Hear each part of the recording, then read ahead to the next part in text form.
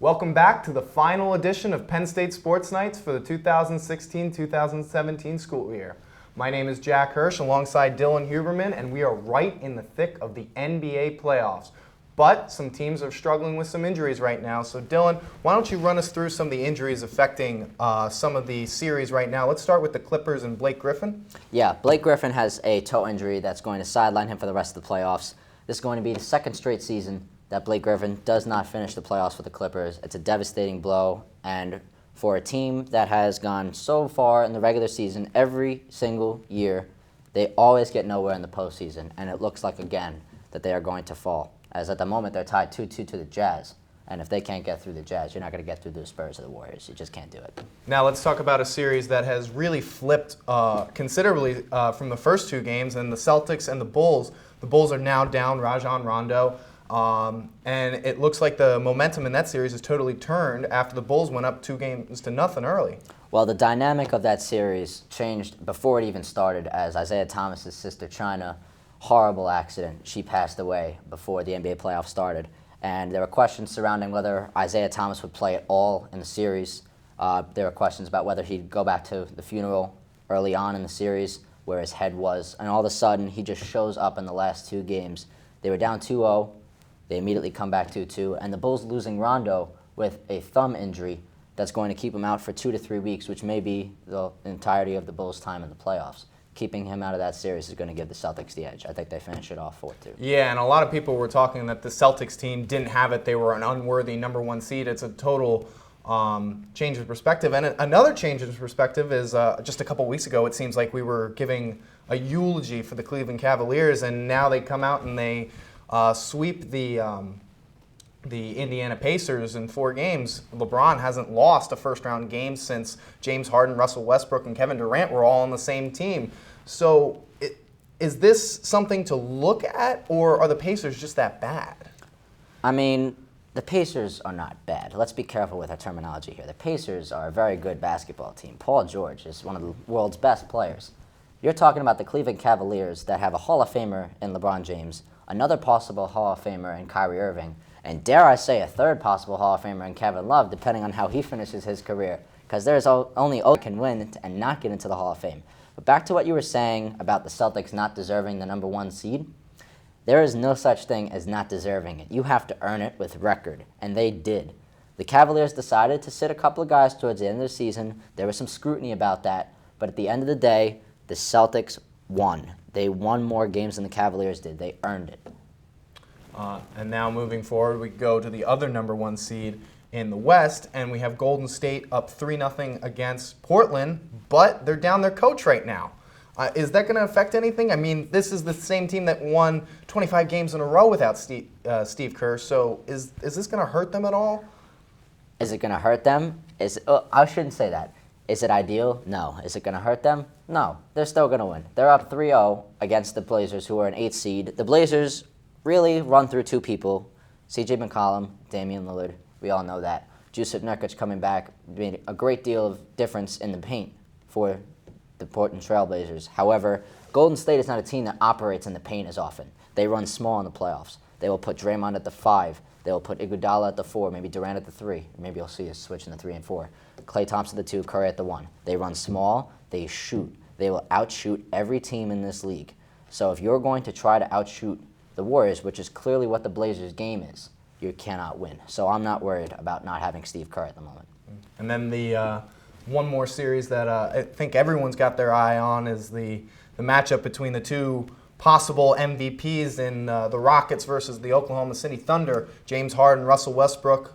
James Harden seems to have had the better of his counterparts so far, as they've gone up 3-1 in that series, and they're going to head back to Houston now. Oklahoma City's on the brink. What do you think of that matchup? Do you think Oklahoma City can get it done in Houston? James Harden's lost in the sauce, and when that happens, they're going to win. Whenever he just decides to go off, he can score more easily than anybody in this league, in my opinion. LeBron James, Steph Curry, Kawhi Leonard, he can just go wherever he wants on the court at any time, no matter who's guarding him, and he will somehow find a way to put the ball into the basket. Whether or not he decides to take 7 steps and they don't call it travel because this is the NBA, that's questionable. The baskets count? Yeah. So if he's going to keep scoring like the way he is, and he's going to keep having three-point shooters around him, and keep in mind, Ryan Anderson has come alive as of late. That was not the situation early on. He went 0 of 11 the first 2 games from three-point range. Having Ryan Anderson shooting back will mean the world to this team, and I think it's going to be over 4-1. And they also got a huge boost from the post presence of Nene last night, where he didn't miss a field goal, and I think he recorded a double-double. So, well, yeah, it seems like the Oklahoma City Thunder are going to be going home soon. As for us, we're not going anywhere. Stay tuned for more baseball talk with Mike, Christian, and Tommy coming up on Penn State Sports Night. Welcome back to Penn State Sports Night. I'm Mike Marcantonini alongside Christian Karapakis and Tommy Butler. We're here to talk some Major League Baseball. And guys, the season's in full swing by now, almost a month into the season here in late April. So let's talk about some players that we're most impressed with so far. Christian, let me start with you. The guy I'm most impressed with is Aaron Judge of the New York Yankees. He struggled immensely last year, struck out in half of his at-bats after hitting the sports bar in his first Major League at-bat. And there were tons of question marks coming in. We knew how highly touted it was. We knew he struggled with pitch recognition. We know he had a lot of answering to do this year, and he's answered the call. Through 17 games, 6 home runs, tied for the second most in Major League Baseball, leading the Yankees with 13 RBIs. It's cut his strikeout rate in half. And beyond that, those numbers don't really do him justice. He's clobbering the baseball. There have been 16 pitches this year in Major League Baseball hit with an exit velocity of 115 miles an hour or more. Judge has 6 of them, including the hardest base hit so far this year, which was a single registered at 116.5 miles an hour. Hit a home run last weekend against the Pittsburgh Pirates, 457 feet, left the bat at 115 miles an hour. This kid's a monster. And there's more to his game than just hitting the baseball and wishing it was never thrown by the pitcher. He has the second highest defensive rating among qualified right fielders so far, which is saying a lot. He's making diving catches, leaping catches up against the wall, catches in foul territory up against the wall. He's 6'8" and 280 pounds. This shouldn't be happening, yet Aaron Judge is exceeding our expectations and really demonstrating how athletic he is. Wow, pretty nice for the Yankees. Obviously, they love to see that, a two-way player, what they have in Judge. So pretty good to see that early on. Tommy, who are you most excited about this season? No, I was going to go with Chris Sale. I'm a big Red Sox fan, but as we all know, Chris Sale is expected to do as well as he's doing. That's too easy. So, what do you got for me? I'm going with Ervin Santana. This is a guy who's been in the MLB for 12 years, has a career average of 4.05 ERA, and has only had a positive record in half of his seasons. This guy also, he pitches over 100 innings in all of his seasons. 5 of them have been over 200 innings. So this isn't due to injuries or anything. At the moment, he's putting up a .64 ERA in his first 4 starts in 28 innings pitched. Chris Sale has 1.1 or 1 1/3 innings more than that. He also has, or he's 3-0 in his 4 starts. The one he got the no decision against the Cleveland Indians. That in that game they ended up losing, and he only has 20 strikeouts, which isn't all that impressive. But with the way he's pitching, is still something to note. At the moment, only a few weeks into the season, it's fun to look at what they're on track for. Santana's currently on track for going, or considering his averages, to go 21-0 on the season in 28 starts, giving up only 12 runs in those 28 starts, and pitching 170 innings. He'll have 9, or he also has a shutout already this year. He's only ever had more than 1 shutout once in his career, in 2009 with the Angels. At this pace, he'll have 7 this year. Wow. This guy's 34 years old, and he's playing for the Minnesota Twins, who most people predicted to be one of the worst teams. They're currently 8-10, thanks to Ervin Santana. Yeah, how about Ervin Santana finding the fountain of youth? But the guy I'm looking at is actually another guy that it seems like he's been around forever. He's only 32 years old. He'll turn 33 before the end of the season, but it's Ryan Zimmerman, first baseman for the Washington Nationals. And this is a guy that a lot of people are writing off over the past couple seasons, didn't have the best last couple seasons offensively or defensively. A guy who a couple years ago moved from third base because he simply just could not make the routine throw anymore. Now at first base for the Nationals, hitting .387 with 6 bombs and 16 RBI early on this season. Again, Tommy would talk about on pace for 54 home runs and 144 RBIs. This is Ryan Zimmerman, a guy, again, only 32 years old, but not only is he swinging a hot bat for the Nationals, but he's playing good defense over at first base, so looks good, throwing, making the plays when he has got to throw to second to make a double play. Looks good, even picking it over there. So it's really obviously a positive thing for the Nationals to see. Not only is this guy hitting, but he looks good and serviceable on defense. But again, 387 this year. I mean, for Ryan Zimmerman, even maybe after a week, we thought that he was going to cool off, something like that. But almost a month into the season, this guy's still killing it. And, I mean, for the Nationals, you think about what they've had so far this year. I mean, Trey Turner went down for an injury with a little bit. Some others, obviously Bryce Harper's killing it. Daniel Murphy's playing well. But Anthony Rendon struggled. So it hasn't been like everybody on this Nationals team is clicking. So to have Ryan Zimmerman hitting the way he is and playing defensively, he's a huge boost for that Nats lineup. And again, he's hitting lower in the lineup. So, I mean, that's a stacked lineup top to bottom.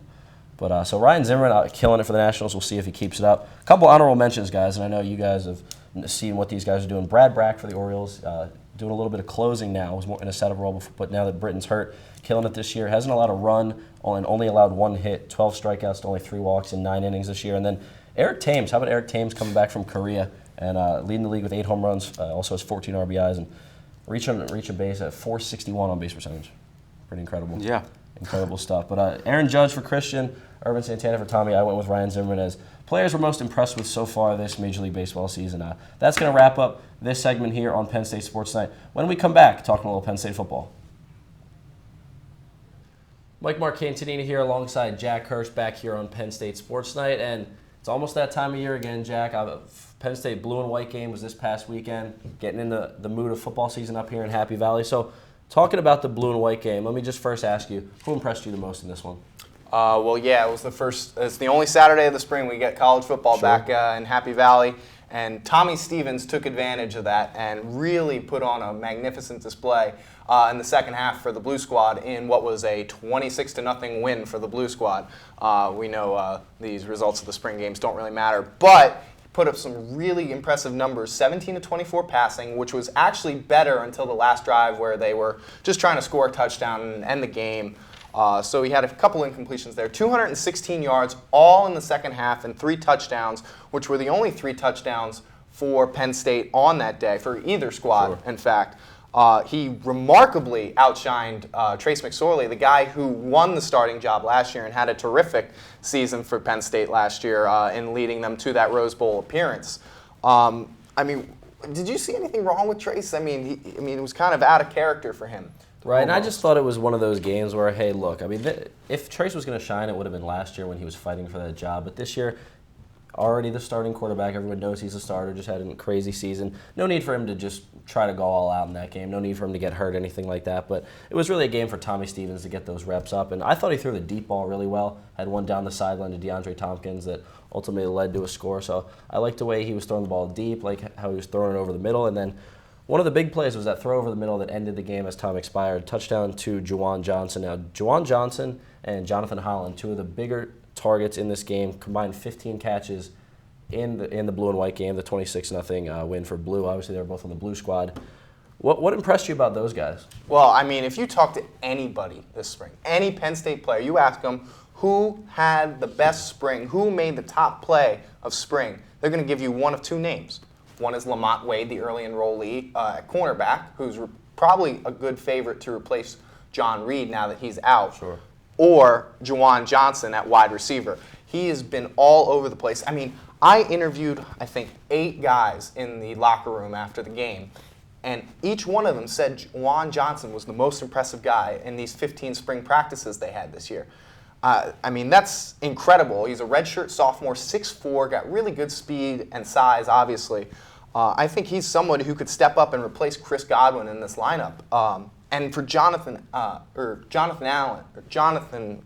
Holland, sorry. For Jonathan Holland, I mean, that's something Penn State lacks is a second tight end behind Mike Gesicki. 0. That's how many receptions were caught by tight ends other than Mike Gesicki last year. So if they can get somebody else and kind of create like a two tight end system like the Patriots utilize and are so successful with, that could be a really, really impressive weapon that they could use throughout next season as they try and back up that Big Ten championship. Sure. Now, Holland obviously got extended reps with Mike Gesicki not playing in the game. Another guy that didn't play in the game was star running back Saquon Barkley, a guy who a lot of people think is a top 5 Heisman favorite this year. So in his absence, Mark Allen and Andre Robinson, 2 guys that were change of pace backs this past season, probably going to do the same this year. Both of them looked pretty good. Mark Allen more so than Robinson, got more of the workload early on, but both looked good. And what impressed you about those two? Well, yeah, that was the surprising thing is how many reps Mark Allen actually did get was that he got 10 carries, 63 yards, really good stuff, had some good holes created by the offensive line, which is working with some new combinations right now. Really took advantage of those. Andre Robinson, not so much eye-popping rushing numbers, 8 carries for 35 yards, but he did have that receiving touchdown, the first touchdown of the game late in the third quarter.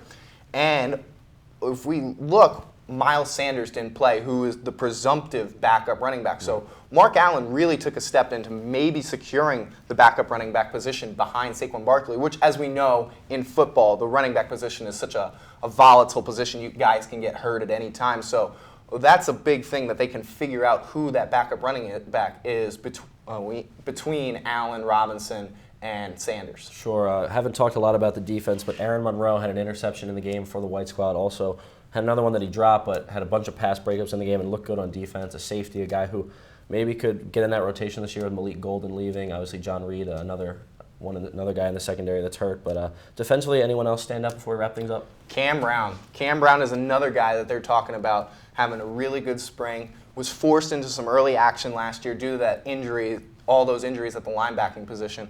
But now he's really stepped up, gotten in the gym, has become really force physically. And he could be somebody we see